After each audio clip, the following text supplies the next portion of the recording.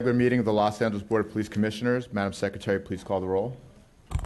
Good morning. Let the record reflect Commissioners Johnson, Sobroff, and Goldsmith are present, and we have a quorum. Number 1 on the agenda, consent agenda items. We have no comment cards. Thank you. Does anyone have, would anyone like any of the consent agenda items pulled this morning? No, just thanks to the donors. I'll move approval. Thank you. So we have a motion to approve items 1A, B, C, D, E, F, G, H, I, J, and K. Yeah. Do we have a second? Second. All in favor? Aye. Any opposed? Okay, thank you. Okay, we're now on item number 2, regular agenda items. We have no comment cards. Oh, I think we need reports on all 3 items this Okay. morning. Thank you. One moment. Item number 2A, Department's verbal presentation and discussion relative to the status of the deployment of beanbag shotguns contained in the Office of the Inspector General's report.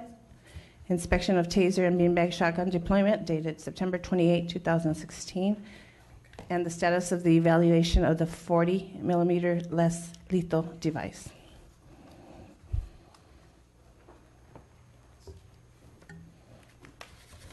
Morning. Good morning. Morning. Good morning. Captain Paul Espinoza and Captain Vic Davalos from Training Divisions here. Okay, so as to the status of the beanbag conversion, I believe there's a follow-up that we had last time around on converting 200 additional beanbag shotguns that we use at Training Division. Based on our assessment, that would not be cost effective. There's about $100 difference from a new one to converting an old one. There's also a 6-month delay on that conversion process. So we wouldn't recommend that, and it just wouldn't be cost effective or timely. And also, as we stated last time, we are in the middle of a 40 millimeter pilot program. Yes. October 31st, we had deployed a pilot program in 4 of our stations: Central, Pacific, Southeast, and Mission. And that ended October 31st, the first pilot. We had only 6 uses, and those 6 uses were effective. So over those 3 months, only 6 uses. So that's good. We didn't have to use the weapon a lot, but it was effective. So we wanted additional data on that. So we, as of January 17th, we reinstituted the pilot for another 45 days. Now, during this process, the weapons, the less lethal weapon, the 40 millimeter that we had, is outdated. It was from 2000 Democratic National Convention. We'd had them there at Training Division since then. That was outdated. So we also purchased, with our training funds, we purchased 40 of the new 40 millimeter weapons, some slight variations on it, but essentially the same weapon. When we got them, the sighting was not to our liking, to our department standards. We want to keep it consistent with the sightings that we have on our other weapon systems. So the manufacturer is revising that as we speak. We're hoping to have it out in the next week or 2 with this pilot. So with the new pilot, that's what we're looking to do. We do like the weapon system. We do feel that it would be a great weapon system. It's greater accuracy and greater distance of 110 feet. So definitely to augment the beanbag shotgun and maybe eventually replace it. Okay. And so when do you expect to have a report back at the completion of this pilot program? It was 45 days as of January 17th, so I think the end of March, if we could give 60 days from that end of that 40 to 5-day pilot. So ideally we'd get those new ones in or have that revision on the new purchase, finish that pilot, and then be able to put together the report and just see how that feels. Okay. And then part of the last time in October when we were here, our tasers, we had just received our batch of tasers. We've distributed in excess of 4,000 to all our uniform components in Office of Operations and Metropolitan Division. So they all have, each officer should be able to deploy a taser daily. That is being tracked via our kit room, our kits inventory system. Additionally, once body-worn video has gone throughout the department, that will be also tracked individually via evidence.com, which is the system for the the body-worn video. We have about 700 additional tasers for our other specialized and administrative divisions that we are waiting just on evidence.com on the inventory for that inventory tracking system. Working with ITB, literally that fix should be happening within this week. It could even be today. We're ideally, if that happens this week, we're looking to get all of those additional 700 out by March 1st, so that just about everyone who wants to go out to the field from our department should have a taser available. Okay, great. I just have one question. Sure. The recommendations of the IG, also, you covered two of them. The third one was department issue policy mandating all uniformed field units with vehicles to check out a beanbag shotgun when available. Has that one been taken care of as well? Yes. Okay. So when we're talking our vehicle fleet, Yeah. we have about half of our fleet is now has the new our new mounts for our 3 weapon systems: the rifle, the Right. beanbag shotgun, and the shotgun. 661 out of approximately 1,300. Having discussed this with motor transport, by the end of this fiscal year, June, July, we should have the rest of those mounts in, so they can still take them out. Just a matter of the mounting system, but just we as of our last meeting, has also emphasized taking out additional lethal weapons whenever possible, and they've emphasized that. So Okay. with the amount we have, we are okay. Okay, good. Thanks. Any additional questions? There's no motion on No, this. no, there's no action on this item. Okay, thank you very much for the Thank you. update. Thanks, guys. Please let the record reflect Commissioner McLean Hill is now present. We're now on item 2B, Department's report dated February 10, 2017, relative to the bias policing and mediation third quarter 2016 report to the Board of Police Commissioners.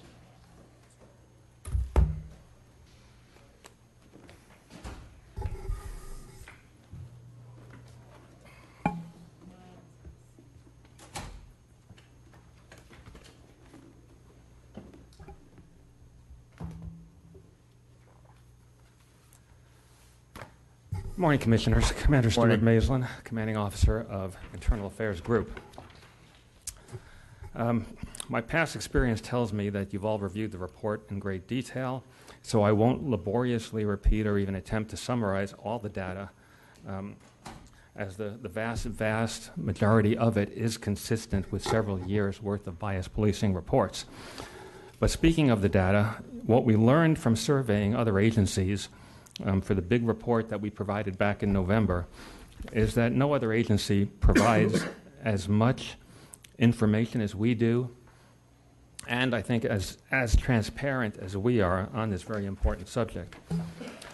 And while you and some members of the public may not be satisfied with some of the information in the report, and particularly, of course, I'm talking about the adjudication data, I want to be absolutely clear that we at Internal Affairs Group and Professional Standards Bureau are committed to investigating complaints completely and ensuring that they are properly adjudicated using the preponderance of the evidence standard and based only upon the statements of the parties and witnesses and other evidence that's contained within the investigation. And Deputy Chief McCarthy and I welcome the review of our efforts by the Inspector General, and we invite and welcome a personal review of our work by a subcommittee of the board, should you be so inclined. Now, having said that, let me go to the data that you're probably most concerned about. Of the 198 complaints containing 356 bias policing allegations that closed through the first 3 quarters of 2016, we did not sustain a single allegation. About 79% of the allegations were unfounded, 10% were adjudicated as insufficient evidence to adjudicate, 7 allegations were not resolved, and 31 were closed as mediated. And as indicated in November during the prior reports, the difficulty in sustaining bias policing allegations is it requires concluding that an officer engaged in law enforcement activity based almost totally on bias. And it is difficult to know what is in the mind of an officer, particularly when more often than not there is evidence that the officer had legal justification to engage in the particular law enforcement activity that they engaged in. But there are other types of allegations of misconduct that may be indicative of bias. And during the first 3 quarters of 2016, 6 complaints with allegations that indicated possible bias were sustained by the department. And those allegations fell into the categories of discourtesy, ethnic remarks, improper remarks, and unbecoming conduct. Now, the last thing that I really wanted to address is video and audio and how it assisted with the adjudication of bias policing complaints during 2016. Unfortunately, the implementation of body-worn video was delayed, but even so, in 71 of 198 closed complaints, the adjudicator had access to either body-worn video or digital in-car video during the adjudication process. Now, 62 of those 71 were adjudicated because 9 were mediated. And of the 62, 49 of them, video or audio assisted in the adjudication of those complaints. And 44 video assisted and 5 video actually disproved the entire complaint. And I expect these numbers to increase as body-worn video is implemented throughout the department. And of course, the last thing that I always talk about is mediation, but I think I'll just save that to the next item. Right, and I know we have that on the next item.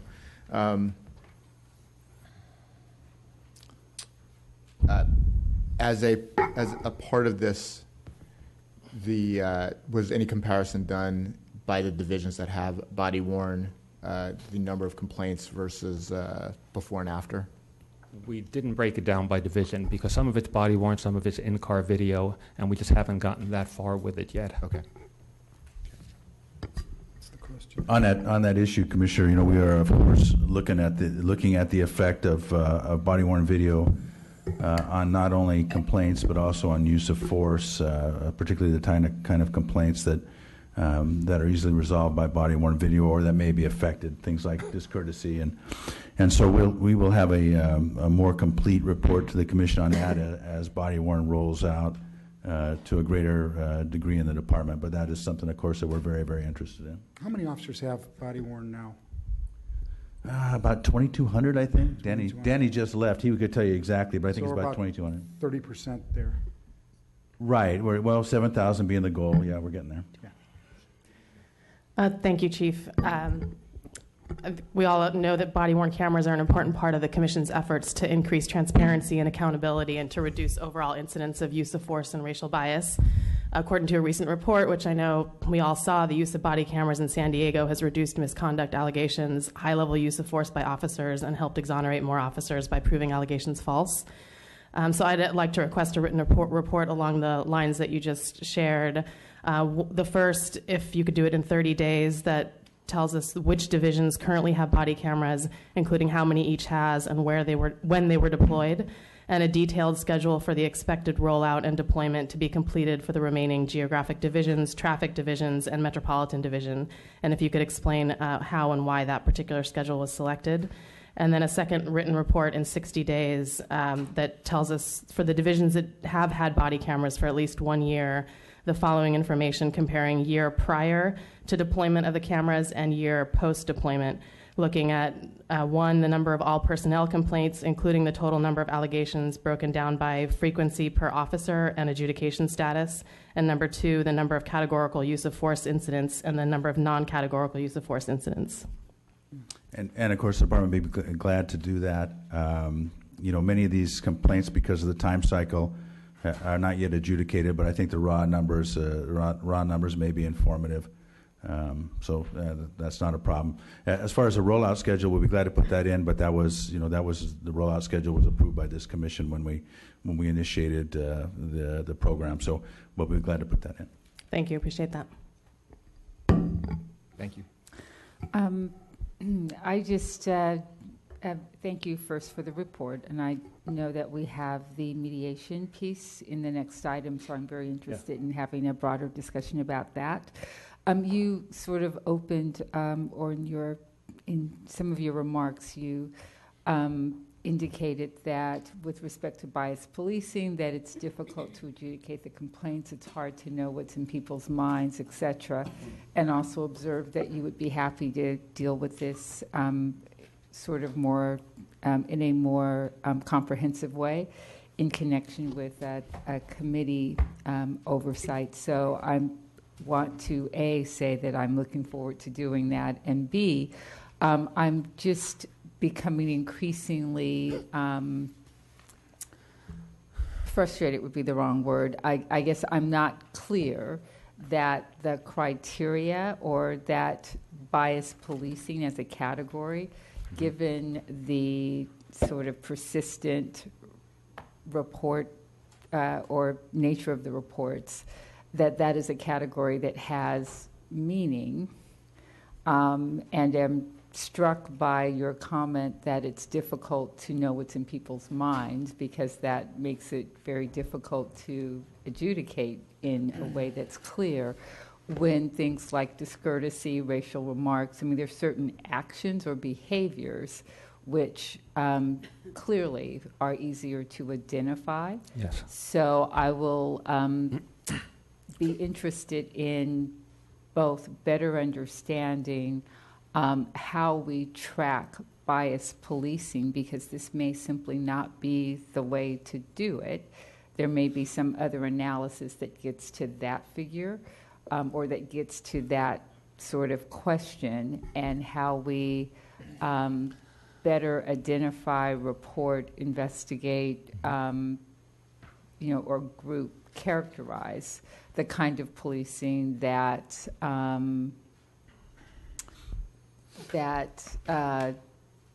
includes objectionable behaviors, since that seems to be far easier to identify, investigate, and adjudicate. So I'm just kind of throwing that out there, something to think about, and look forward to exploring that with you in a different forum. We'll be very happy to do that. Thank you. Is there an action step on this Yes, one? there is. We need a motion to approve the department's report. Do we have a motion? So moved. Do we have a second? Second. All in favor? Aye. Aye. Any opposed? Thank you. Do we have? We don't have any comments on We have none, sir. that. Okay. Thank you. We're now on item number 2C, Department's Report dated February 10, 2017, relative to the evaluation of the Bias Policing Complaint Mediation Pilot Program for the Board of Police Commissioners. Well, good morning again.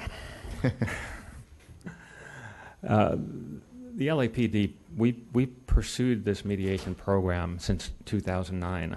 My predecessor, since I've only been in internal affairs, I shouldn't say only, since it's been 4 years now almost, but my predecessor carried the bulk of the work, and they reached out to community stakeholders. The Board of Police Commissioners, Commissioner Mack was very involved, the Los Angeles Police Protective League, and there was widespread support for the program. And of course, the goal of the program is to improve community trust, to help build a closer relationship with the public.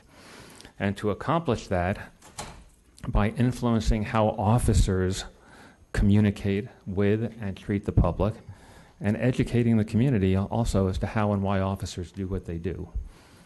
So our program is slightly different than traditional mediation. Unlike traditional mediation, the parties are not required to reach a formal agreement. In a typical mediation program, like a landlord-tenant type dispute or a neighbor dispute, there's a requirement to agree. With ours, there isn't. What we require is that the parties hear, clarify, and understand the issues and each other's point of view. And then they can agree, or they can agree to disagree. Or they can apologize. And I say they, I mean, and we've had situations where really both parties have apologized. Officers have apologized to community members have apologized to officers, and they've been special moments. So as you know, with the board's approval, we launched this program in January 2014. It's a partnership with the city attorney's office, their dispute resolution program. We could never do this on our own, so we owe our partners in this a great debt of gratitude. And Since it's been going, in August of 2015, we had a research team from USC that conducted an implementation study, and their findings were that the program was implemented successfully, that mediators were well prepared, and that officers and complainants were both highly satisfied and confident in the process.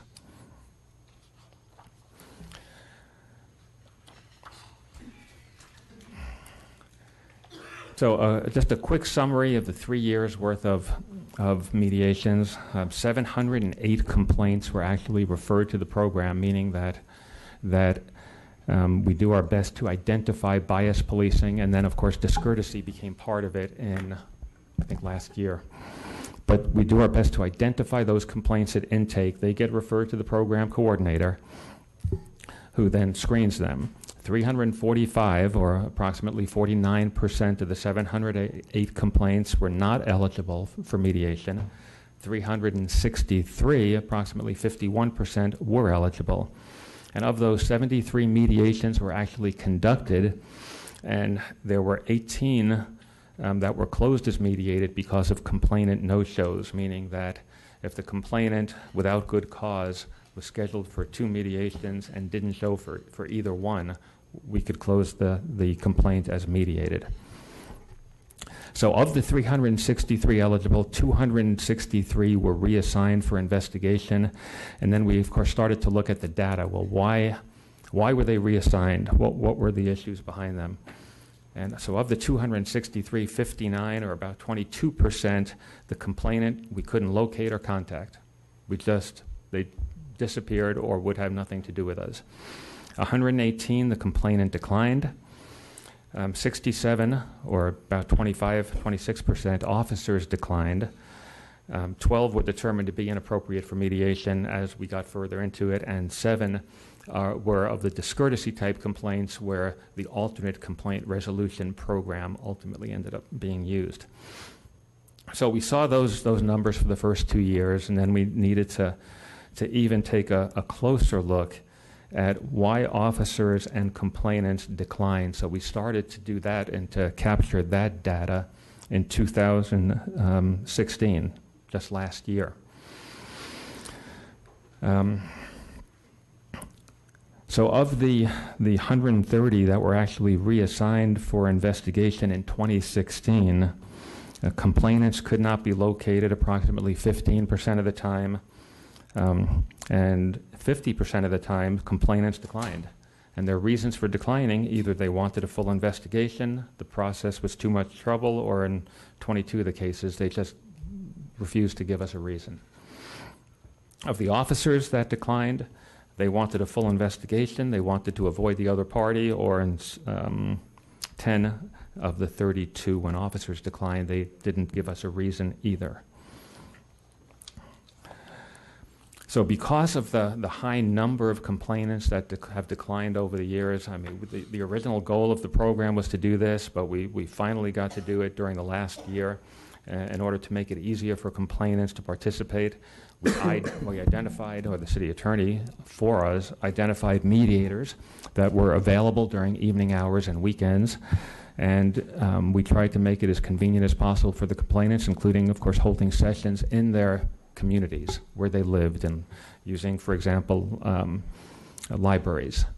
Originally, most of the mediations were held downtown Monday to Friday during regular business hours, and that was just not a good way of doing business. So we did learn from that, and making it easier for complainants. The other half was selling it better to our employees, and what we tried to do over the last year is to use what I might call a mediation veteran, but an officer that's been through mediation, use officers that have been through the process at department training sessions so they can share their experiences with other officers and help sell the program. So satisfaction, and we provided a lot of data for you on the satisfaction, but the participants, and that's complainants and the officers, have been overwhelmingly satisfied with the process. They believed it to be fair. They reported an increase in understanding of the other party, and they were more than likely to recommend the program to others. We did a cost analysis just so you can see the difference. And clearly, the traditional investigation and adjudication process, it costs considerably more than mediation, and actually the cost of investigation and adjudication will only grow as we get more audio and body-worn video and in-car video because of the time it takes to review that. So there are clear savings with mediation over the traditional process, and I'll get back to that in just a second. So, bless you. So, as I stated at the beginning, our goal was to strengthen the relationships and, with the community, to build greater trust, and I believe we are progressing toward that goal. Participants have expressed a lot of merit, of the face-to-face interaction. Complainants value having the opportunity to express their concerns directly to officers, and officers value or have valued explaining their actions to complainants, and on occasion acknowledging that they could have acted differently, and some, of course, like I said, have even apologized. So the cost analysis, in my opinion, if the cost analysis was reversed and it was cheaper to investigate, less expensive to investigate and adjudicate, and mediation was more, I would still recommend mediation as the way to move forward. So moving forward, what do we envision, or what are we doing? We're working on, and we are developing a screening instrument with the City Attorney's Office to better match mediators with participants, so we can put the right kind of mediator with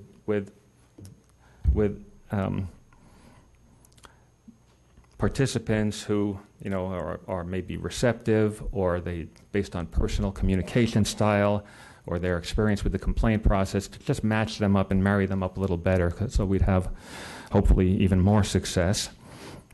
We're looking at better ways, or developing ways, to better identify and implement the lessons learned to prevent future bias policing complaints.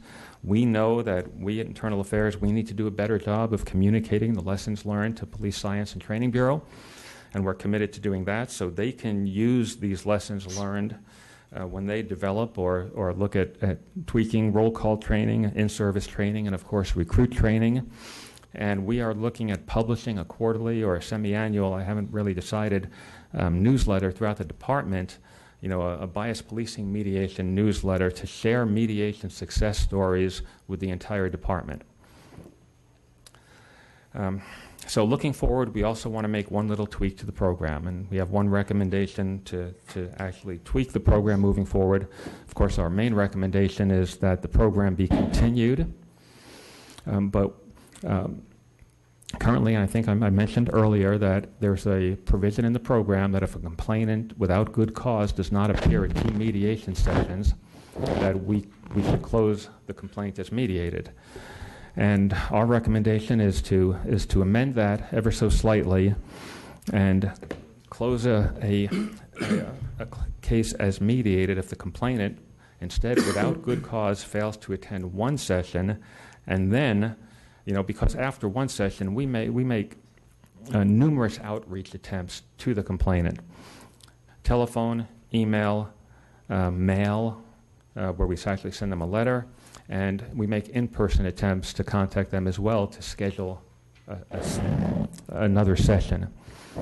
So our recommendation is that if they fail to attend to one and then still without good cause, and then we are unable to contact them after only making and documenting multiple attempts to set up a second session, that at that point we close it as mediated. But in order to track them so we're clear on what we're doing and so we can report back accurately, that we don't use the same mediated disposition, but we'll create a different disposition. So it'll show as mediated complainant no-show or something else that we'll come up with to make a clear differentiation between the two. My only concern with that, everything you said is reasonable, but I would like to have some clear criteria established regarding how we're reaching out to them, the multiple attempts, what we have to do before we can determine that they have and we can do that. Declined to participate. We can have a definite numerical criteria, how many phone calls, how many attempts, and we can do that and come back to the board with that when we publish an order. Yeah, I'm curious about, you indicated that you started doing mediations, that I guess the first 2 years of the pilot, you were doing them downtown during business hours. And I guess I'm just curious as to, because let me say first, that from my perspective, among the more promising approaches to dealing with some of these issues is a more direct contact and mediated model. I've had the opportunity to talk to folks who've been involved in developing mediation models for this kind of work.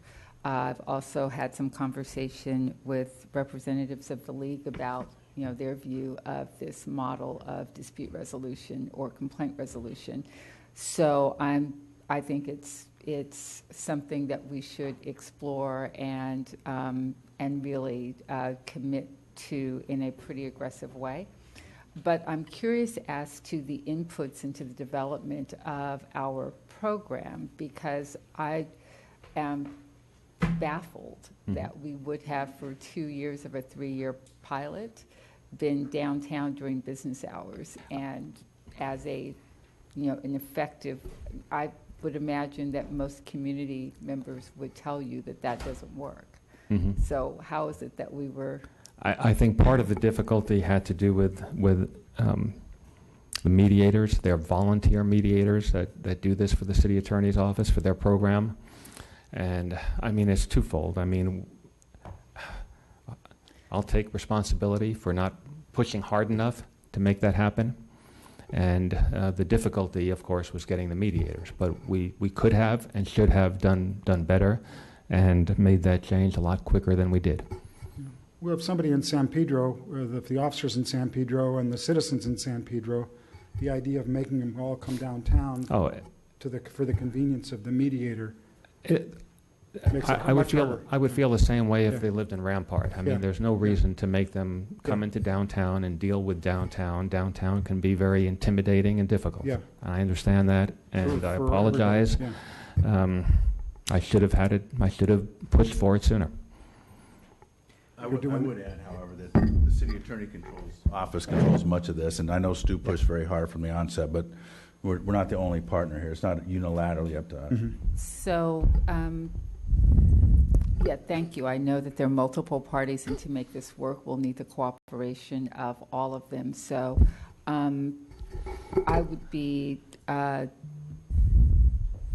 less interested in making, I certainly support the questions or the inquiry made by Commissioner Johnson, and not as interested in tweaking the program as I am in understanding and perhaps having some additional interaction with the partners and understanding how we might make the program generally more attractive and better known and increase participation. I also know that there are some concerns about program design that I'd like to discuss. Again, I think it would probably be more appropriate for committee meetings, so I'll hold off on that. Okay. I'll be happy to meet and go over all of it with you. Thank you for the report. I'm glad to see that it's increasing trust and understanding on both sides.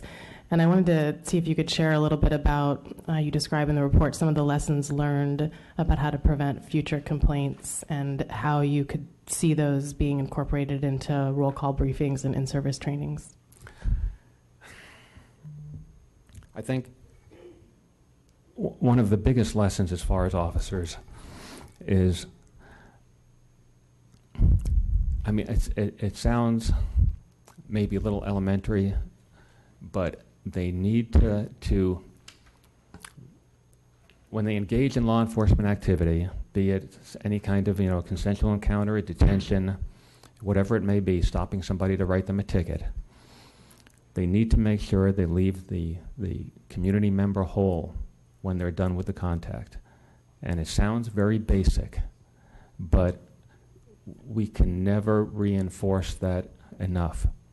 And that's one of the main lessons from this. I mean, we've had success stories where, you know, officers coming into mediation have been shocked and surprised that people felt the way they did after they contacted them. I think we put a story in this report about an elderly couple that went to a mediation together because they were allowed to bring a support person, and the officer was shocked that the woman felt the way she did because I think his exact comment was he would never treat his mother that way, and I mean, he walked out of there, you know, learning something new to him. Good. And I mean, those are the kinds of success stories we've had. Those are the lessons learned. It's. I mean, in law enforcement circles, they call it dusting someone off. But it really requires making sure that you leave them whole and you leave them feeling good about themselves with their dignity intact. And at times, it's not a weakness even to apologize, even if the officer did nothing wrong, but to apologize for an inconvenience.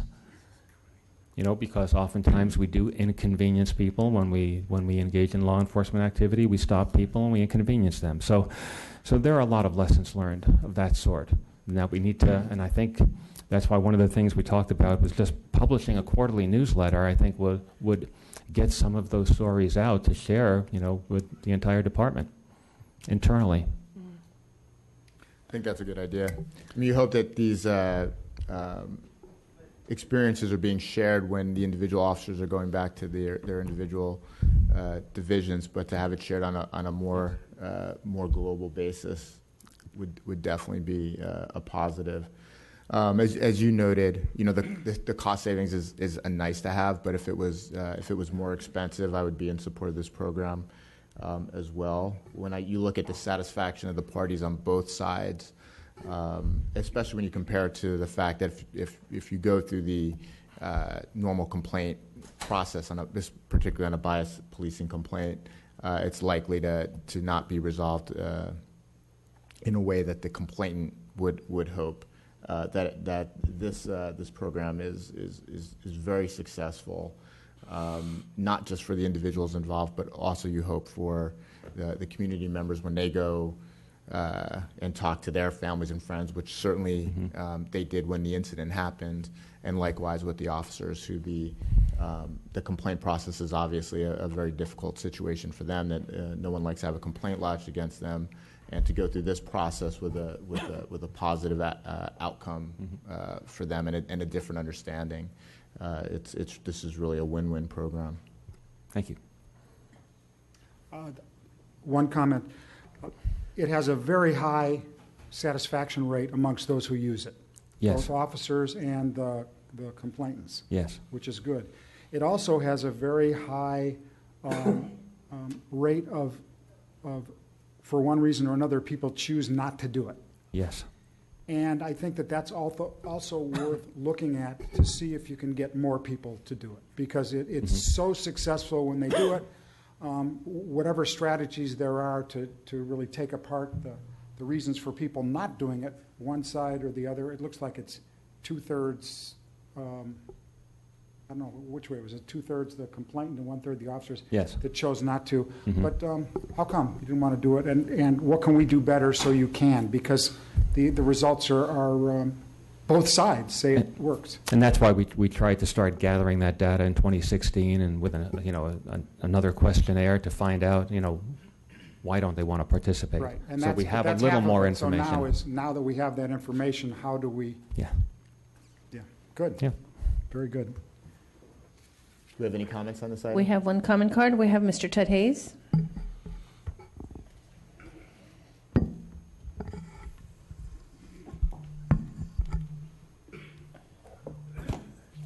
Whose idea was this? This is ridiculous. When an officer encounters a civilian, it's usually because he has reasonable suspicion a crime has been conducted. The civilian's done something wrong. Mediation can't resolve that. If the officer is engaged in misconduct or abuse, mediation can't resolve that either. Now, I have no idea what you're intending to do, but I know something about mediation because for 2.5 years I've been mediating with the Cultural Affairs Division of the city. Huge amount of money, great big budget, does a lot in the city. It's about this title they give for Black History Month. They call it African American Heritage Month. Well, it's not heritage, it's history. They do not mean the same thing. We mediated on it for more than 2.5 hours. They still come out with this annual African American cultural heritage, rather. So I think this is a lousy idea. It's a waste of time. Either a civilian has been engaged in a crime and deserves to be apprehended and taken to trial, or not. Either the officer has been abusive and used misconduct, or not. It doesn't go any farther than that. I have no idea what you plan on achieving. I guess it's a social relations program. I really don't know. But it doesn't make any sense. It's a waste of time. Nobody's going to kiss and make up. It's not going to happen that way. Maybe that's what you hope, maybe that's what you intend. I don't know what kind of training you expect to come out of this for the officer, but certainly wouldn't change the attitude of a civilian who's been abused by a police officer. So I would suggest you get rid of the program. As Commissioner Silveroff has pointed out, it's not well attended, it's not well participated in. We have no other cars. I'll move the recommendation. Do I have a second? Second. All in favor? Aye. Aye. Any opposed? Thank you. Well, now on item number 3, report of the Chief of Police, Chief Beck. Good morning, Commissioners. This past week, I went to Washington, D.C. for the Major City Chiefs Conference in combination with the Major County Sheriffs Conference. It's the top 60 or so cities in the United States, along with the top 60 or so counties in the United States, their law enforcement leaders. It's an annual event. The reason I went this year, I don't normally go because I don't like to be out of the city that long, but the reason I went this year was to hear some of the speakers. One speaker was the President of the United States. We also had General Kelly, his new Secretary for Department of Homeland Security, and then I also met with the FBI Director and our Senator and a couple other folks. But I want to report back on the comments of President Trump and then also of General Kelly, because I know that is something that is on the Commission's mind as well as the mind of Angelino's. So the President was very strong. Matter of fact, that same or the next day, he came out with several executive orders. He was very supportive of law enforcement in his comments in general. Didn't have a lot of specificity about what programs that support would take place in, and not a lot of specifics on what he thought the role of local authorities in immigration enforcement would be. So I think there's a lot of opportunity for, because of that, to inform his opinion as we go forward. So that was a takeaway from that.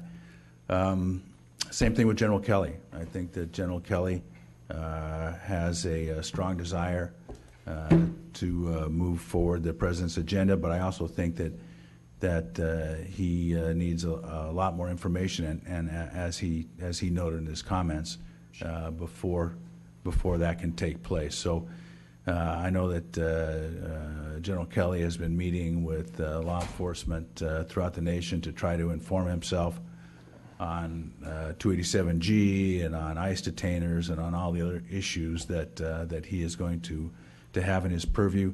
He's also the individual that defines what a sanctuary city is. So, we want, and he has no set parameters in that definition yet, or at least that's what he said.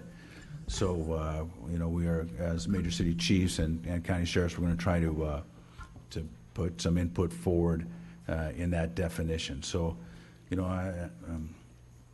a lot of discussion and not a lot of detail yet. So I think that we have an opportunity as organizations and also as a city to help inform the discussion, and I look forward to doing that. Chief, were you able to I guess you've been very public and commission behind you and this entire community of Los Angeles behind you in your views of the detention and deportation policies or tweets of the President of the United States. And Mike, did he mention anything to you about that? Well, I know that when you live in Los Angeles, it affects your point of view on this issue, and I say that to say that every other major city chief has almost the identical opinion that I do. Right.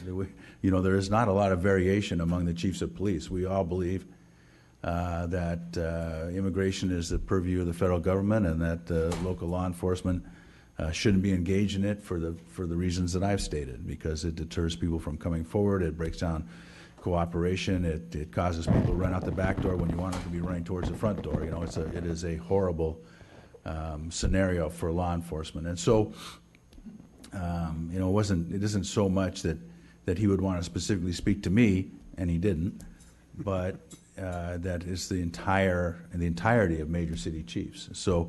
He addressed the specific concerns to some extent, but what I took away from it is that they're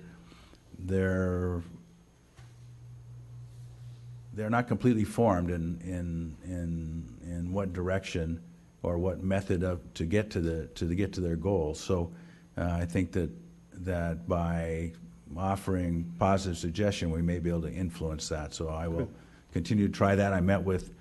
Also with Director Comey from the FBI, we met one-on-one for a while, and he and I had this exact same discussion, and I think that the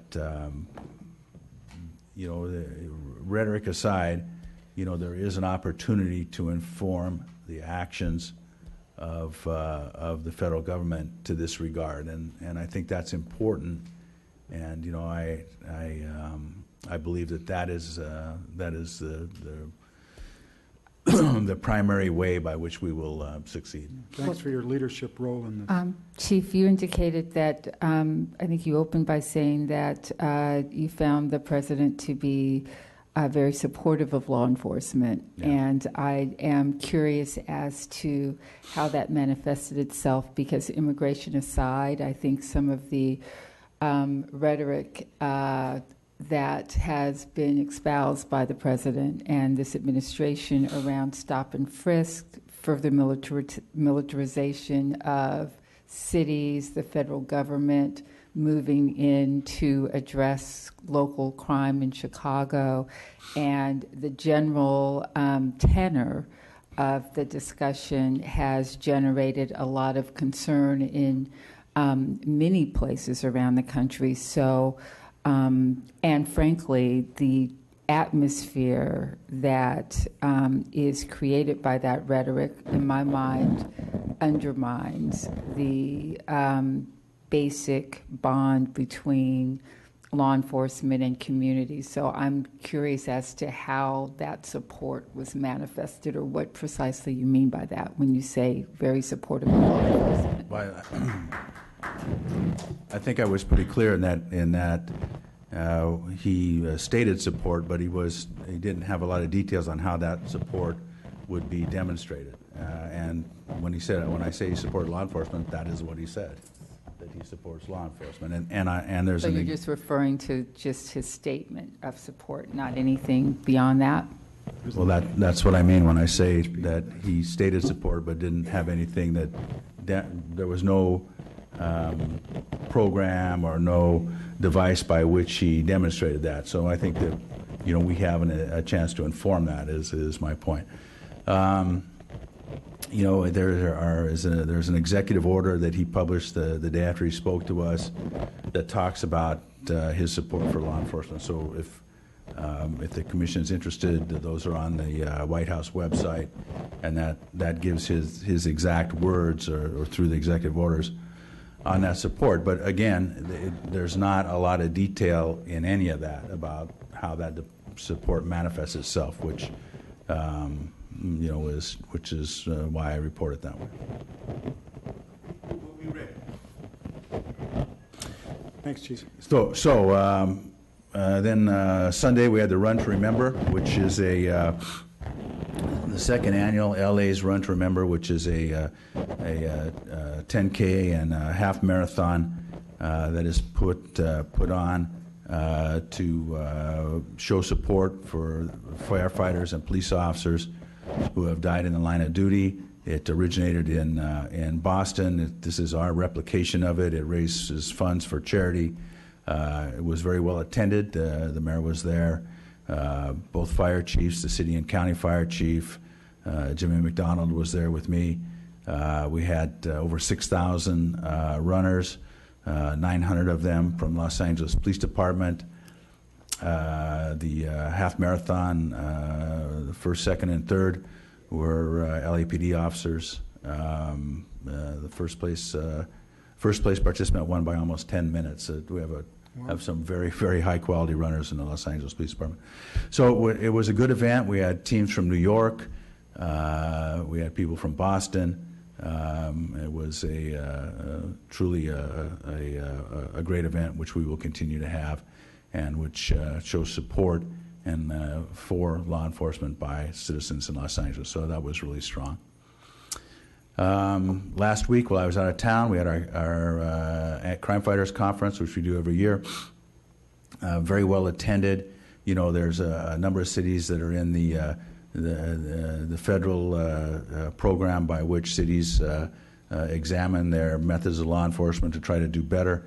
And we were attended by all those cities. I think Commander Malinowski could give you the exact numbers, but we had over 17 other cities that were represented by participants in the Crime Fighters Conference, attended by all command officers, Los Angeles Police Department. So that was an excellent function also that raises awareness about the best practices in law enforcement. So I'm proud of that, and I was unfortunate that we didn't attend. My report on crime, I'll be very quick. So far, in the first month,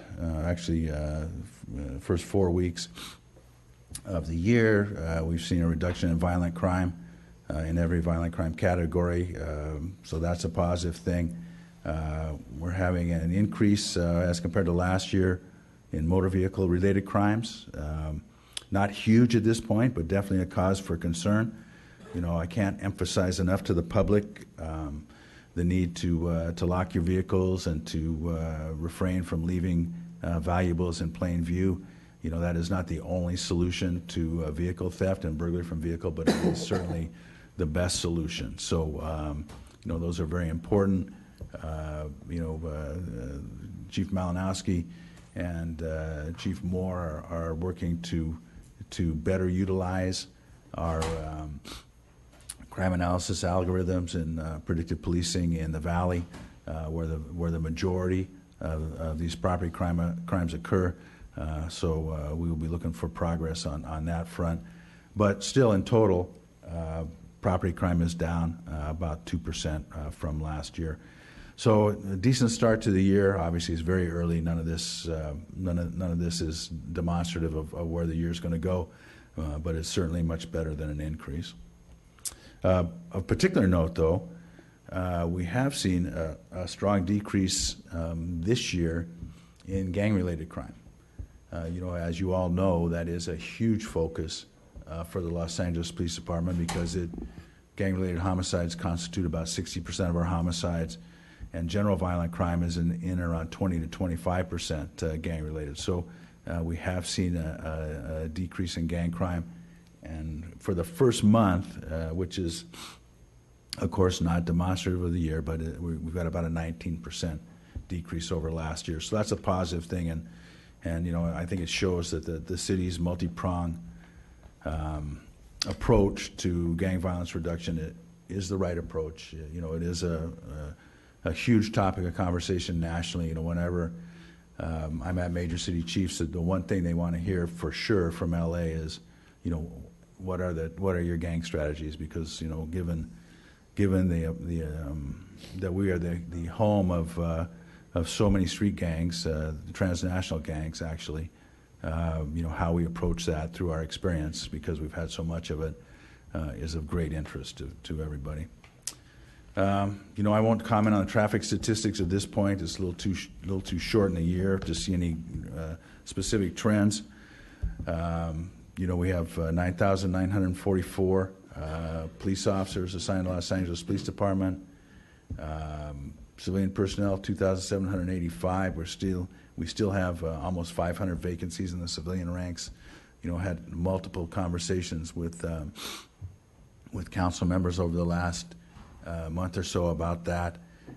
Reserve officers, we have just over 400, and we're very proud of the fact that we have 8,411 young men and women in our cadet program.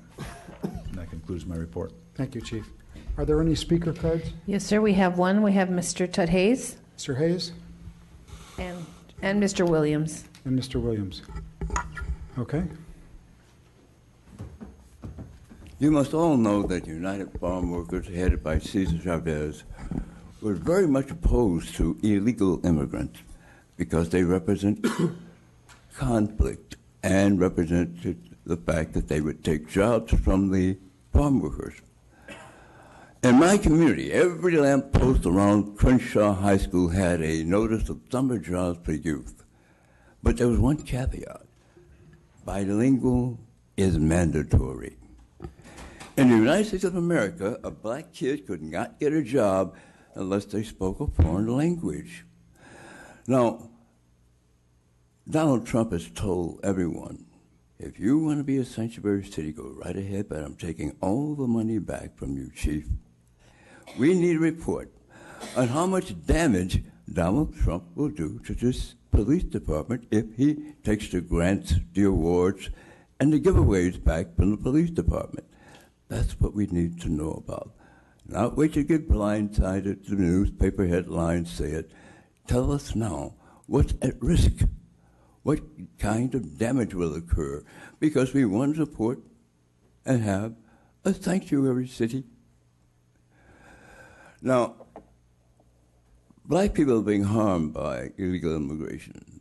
Any kind of people come in who take the lower ranks of employment always hurt the people who are already on the lower ranks of employment. And that's black people right now. But more importantly, the city is at risk also, because I don't think Donald's going to do anything other than what he said he's going to do. So, give a report. How much money do we get from the feds? How much of that can the president tamper with and take back? That's what we need to know. Thank you. Michael Williams.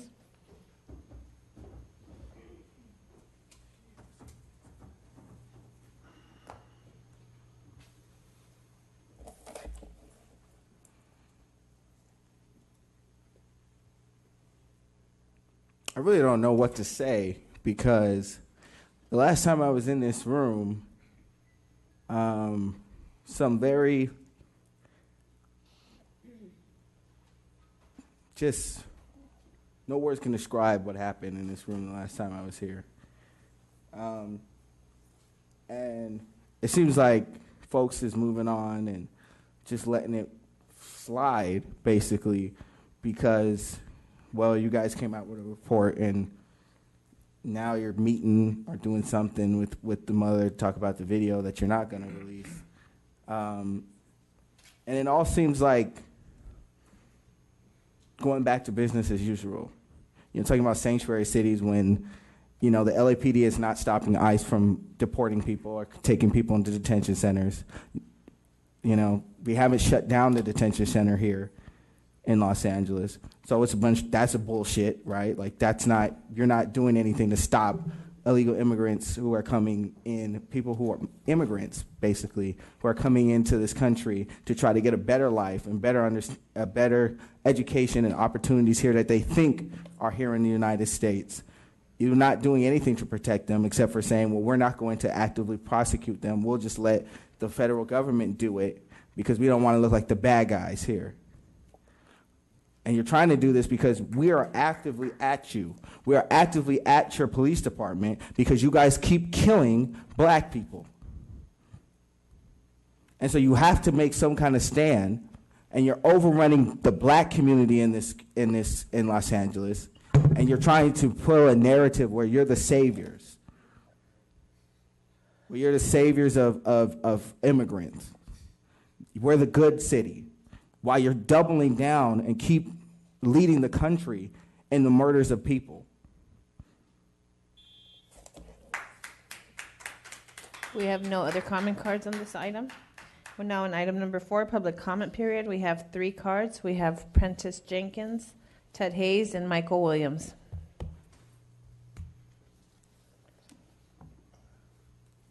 Prentice Jenkins. I just wanted to say today is Valentine's Day. Yeah. Prentice Jenkins, peace between residents and police. Today is Valentine's Day, and it's a day that we send a Valentine to the person we most love and adore.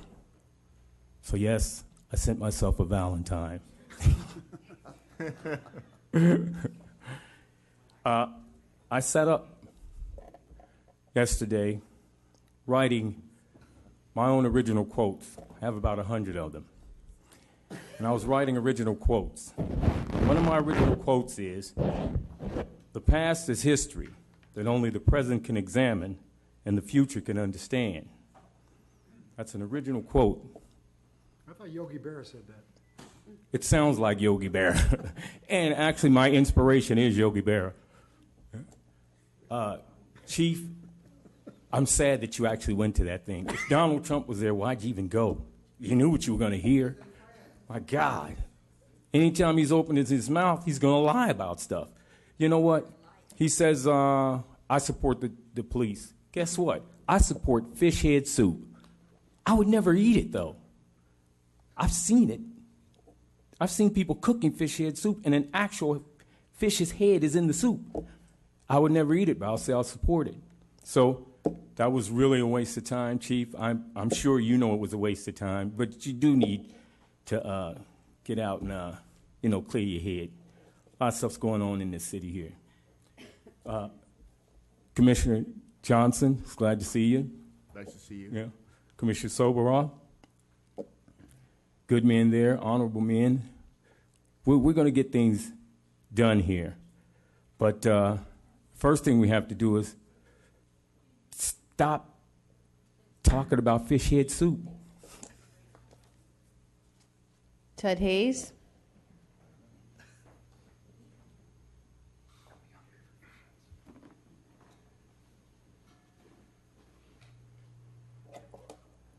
Police state. This commission meeting become evidence of a police state. We never get a chance to use the overflow room because an officer in the lobby said, "It's not being used today." So I asked, "Well, who told you that?" "Oh, I can't tell you. It's simply not being used today. You can't go into the overflow room. You have to stay out here in the lobby." Now, when we can't use the overflow room, several things occur. First of all, we don't have our constitutional right to peacefully assemble. We don't have our right to free speech. And various other things occur. But what happens is the police department takes over the police commission meeting. And there's no one we can go to. Should we go to TPAC? Should we go to whom? Who can we go to when they don't allow us to use the overflow room, for example? When they declare an unlawful assembly, which requires some violence, and we've not been violent in that lobby. No one says we have, but they declare an unlawful assembly and tell us we must leave. And we have to even get out of the block. That is, we must cross the street. So this is what happens in a police state, where the police determine how the citizens can exercise their rights before government. We come here for redress of grievances, and we get kicked out and put behind bars. So I don't know whether you feel it's important to do anything about this, or whether or not you've given the orders that this kind of activity occur on the part of the police officers. We don't know. We have high suspicions, but that's what the situation is right now. This meeting is being run, controlled, and operated and delegated by the police department, not by the police commissioners. Michael Williams. followed by Pastor Q.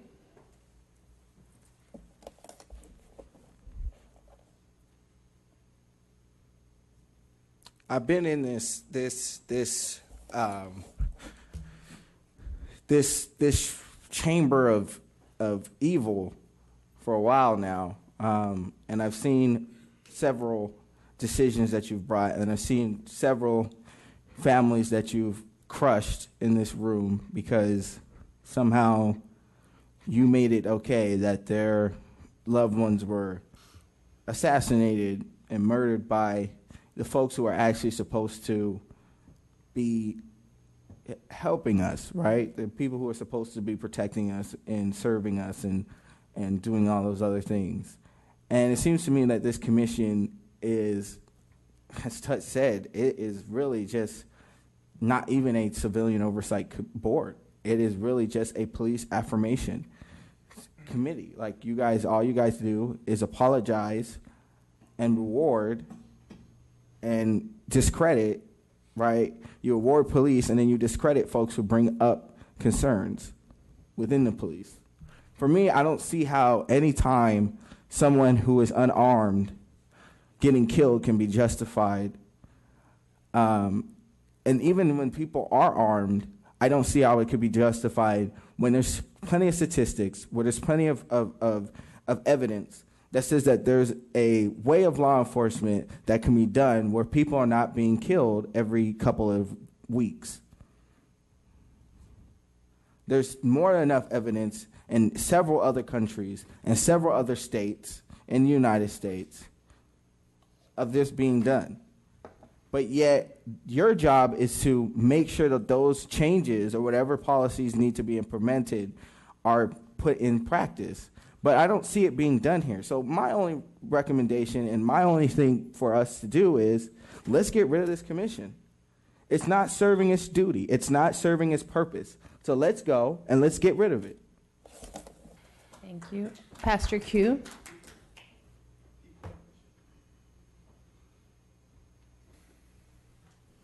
Good morning, ladies and gentlemen. Pastor Q from the Black Jewish Justice Alliance and convener of the Black and Brown Clergy Coalition of Los Angeles.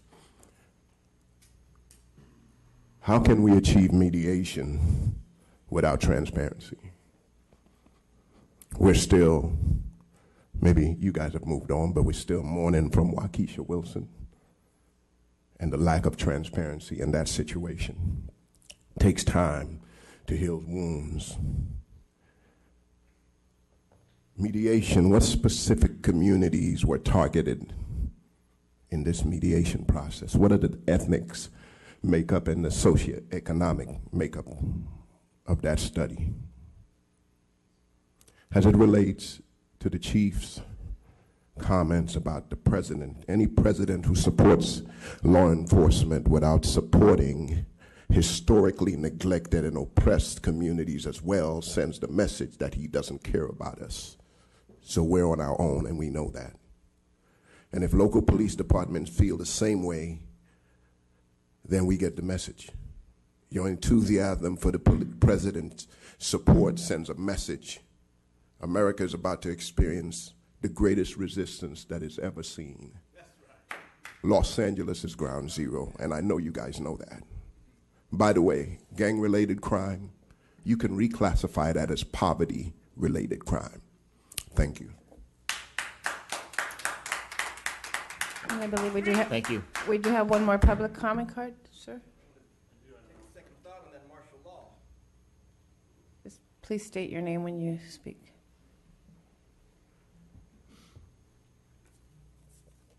My name is David Siegel, and I wanted to draw attention to what was said during when we were talking about mediation. And what was discussed was that that there was a problem with people meeting during business hours, during the week downtown. And the whole commission seemed to be in agreement that that was too difficult for citizens who had issues that they wanted mediated to come down here. And yet, that's exactly when this commission meets. it was described as being intimidating and difficult to come downtown. And I saw several people agree. I saw several people nod their heads. But when there are issues that people in the communities need to have comment on, this is where they can come. So why isn't this being held in libraries? Why isn't this being held in the communities that are being affected? And yeah, that's my comment. Thank you. And if you could submit your comment card to one of the officers, please. We have no other comment cards on this item. We're now on item number 5, closed session. Before we go to the closed session item, Commissioner Goldsmith has a Thank you, Commissioner Johnson. request. On Wednesday, I got to attend one of the LAPD's regular CompStat meetings on homelessness.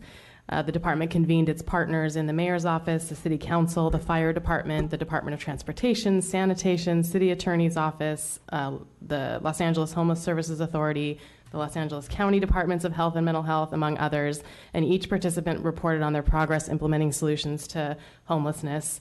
And the department discussed the HOPE teams, which are now deployed across the city. As many of you know, this issue is close to my heart. My brother has often experienced homelessness and mental health issues throughout his life. And when I did a ride-along with the West Bureau HOPE team and Olympic Division, as we visited encampments lining the sidewalks, I saw my baby brother behind the eyes of each person we encountered.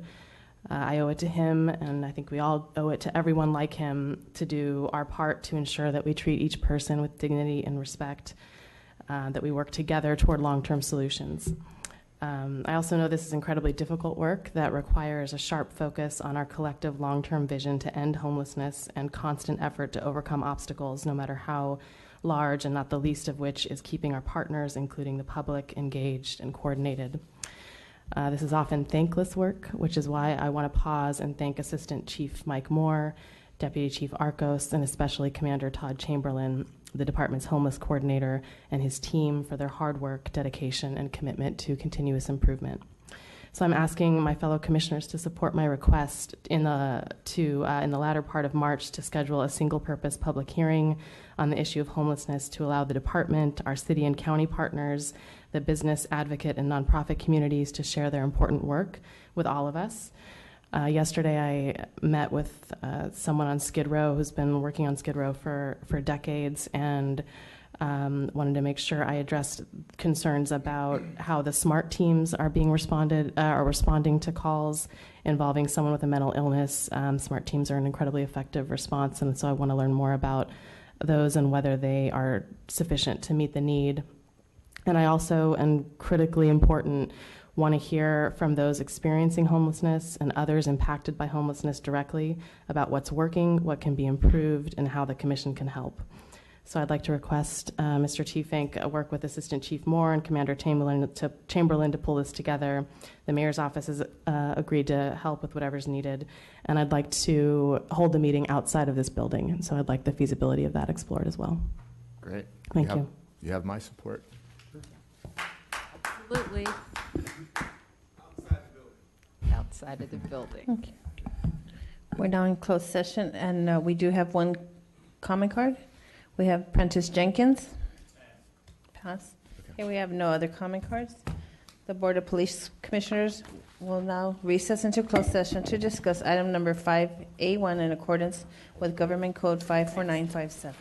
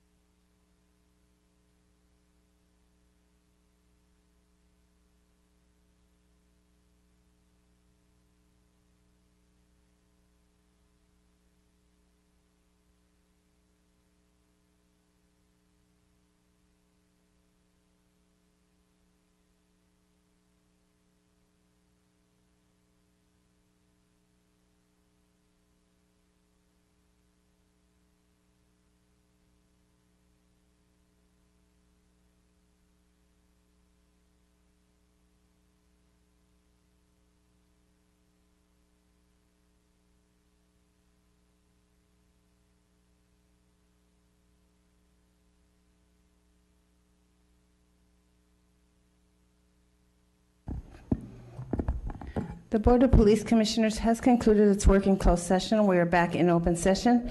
In closed session, item number 5A1 was discussed, and the chief's recommendations were unanimously adopted. Mr. Vice President, is there a motion to adjourn? Second. All in favor? Aye. Thank you. Thanks, everybody. Thank you.